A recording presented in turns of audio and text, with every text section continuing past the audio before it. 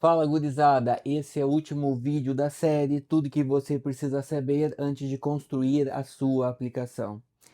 Tu já viu como a internet funciona, como uma aplicação é montada por dentro e como ela vai ao ar?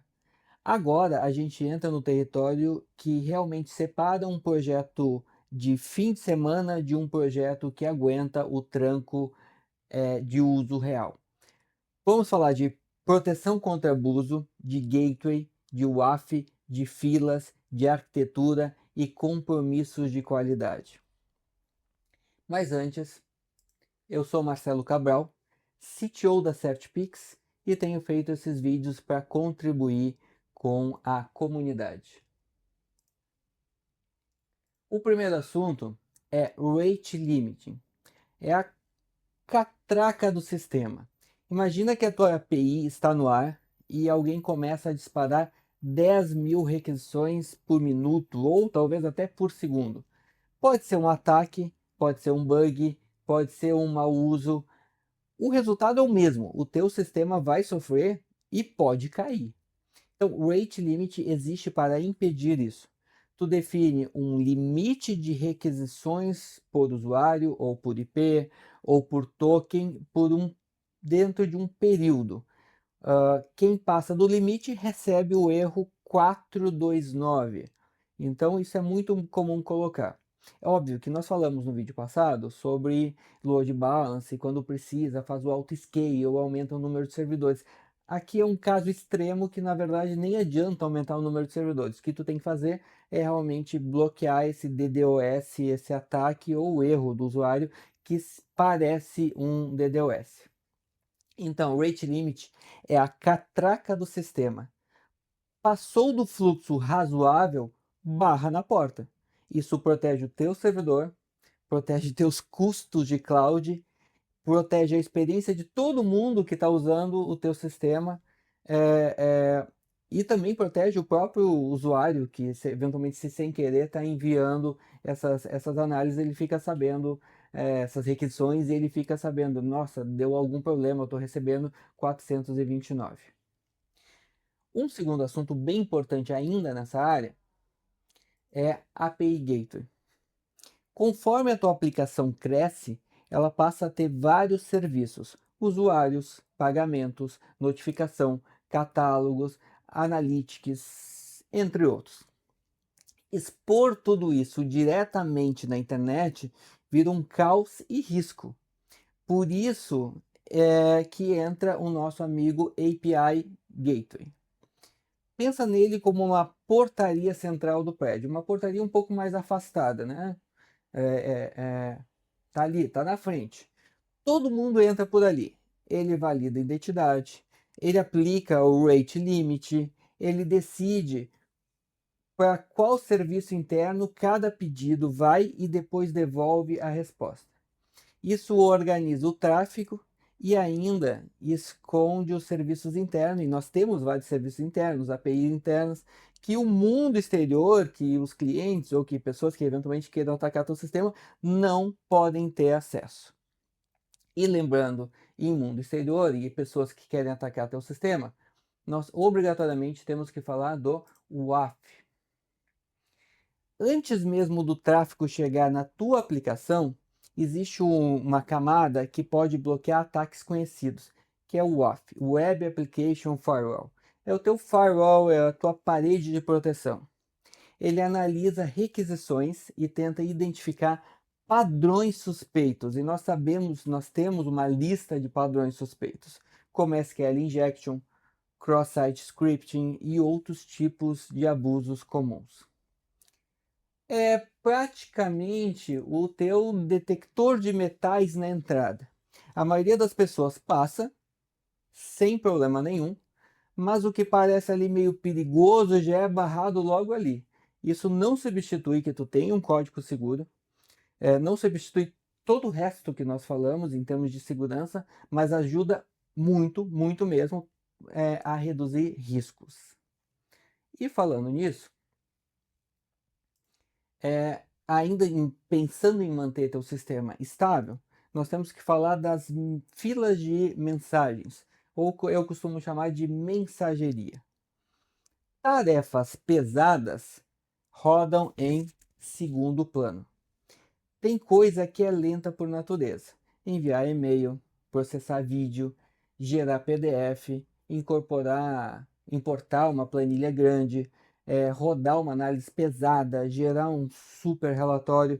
Se tu fizer isso no meio de uma requisição HTTP, o usuário fica ali esperando na tela e a experiência do usuário é simplesmente horrível.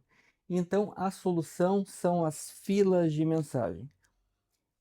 Quando tu recebe o pedido, que tu sabe que é um pedido que vai demorar, tu simplesmente vai colocar um recado, vai devolver para o usuário, ou para a API, ou não importa.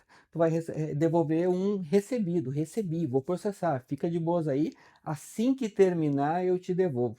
Isso aí é o que o pessoal também chama de webhooking. Eu não estou falando vídeo, mas webhooking é basicamente isso. Quando teu sistema faz um processamento pesado, ele serve para várias coisas, o webhooking, mas um exemplo é teu processamento faz uma análise de documentos, por exemplo, ele recebe as análises, os documentos para serem analisados e coloca em mensageria e assim que fica pronto, ele devolve para a API do cliente. Isso nós chamamos de webhooking.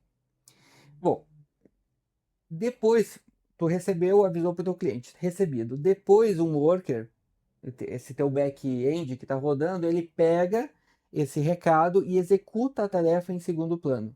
E é a logística funcionando por trás das cortinas. Igual um restaurante, o pedido entra, vai para a cozinha, segue o fluxo sem travar a mesa inteira e quando pronto, a comida chega lá naquela mesa. E tem um outro fator bem importante ainda, quando tu começa a desenvolver, que tu tem que pensar sobre, todo mundo já deve ter ouvido falar, em monolitos e microserviços. Qual usar? Cara, talvez alguém te diga, usa direto o microserviço. Não, não usa direto o microserviço. Quando um sistema nasce, normalmente é um MVP, é, é, normalmente você tem que deixar tudo num projeto único. Isso é o monolito. É o mais simples de desenvolver, de testar, de debugar, de publicar e na maioria dos casos é ótimo para o resto da vida. Pode chegar algum momento que tu vai ter que pensar em microserviços. Então, microserviços entram quando o sistema cresce muito e a separação por domínio, por negócio, por algo que tenha que ser feito, começa a fazer sentido. O problema é que muita gente quer pular por microserviços cedo demais. Aí tu tá trocando a simplicidade por uma complexidade totalmente desnecessária. A recomendação mais madura quase sempre é: começa simples, extrai o serviço quando a dor de manter todo mundo, tudo junto, todos os serviços juntos começa a aparecer. Que é aí que tu entra lá com a mensageria, com os workers rodando. Então, teu sistema cresce, tu enxerga a necessidade. E falando em enxergar a necessidade, para responder rápido, é um assunto que depois que teu sistema está no ar, tu tem que começar a falar e entender o que é SLO e SLA.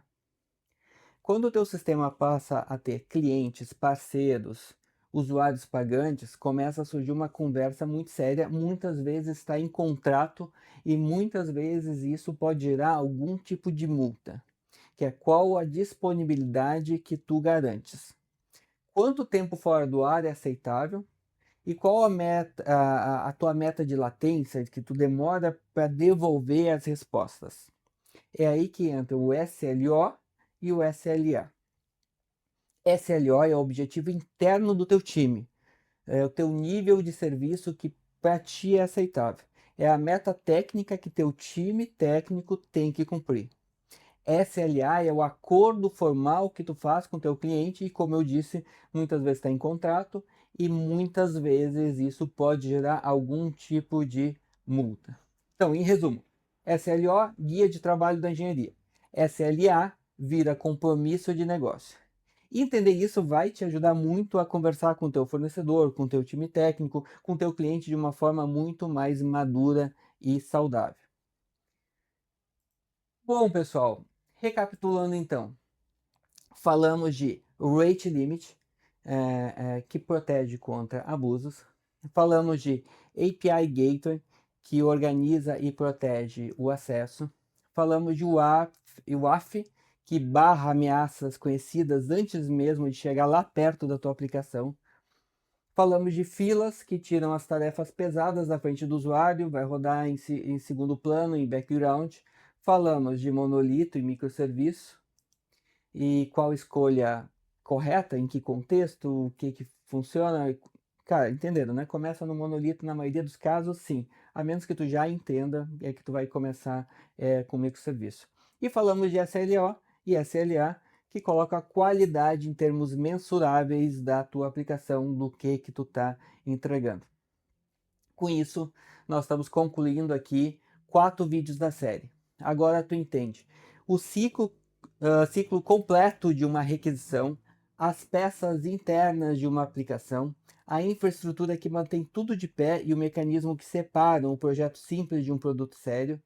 Isso não te transforma num sênior do dia para a noite, mas te dá um vocabulário, uma visão de contexto para conversar melhor com o time técnico, entender melhor o que uma IA está construindo ou não para ti e tomar a decisão com mais clareza.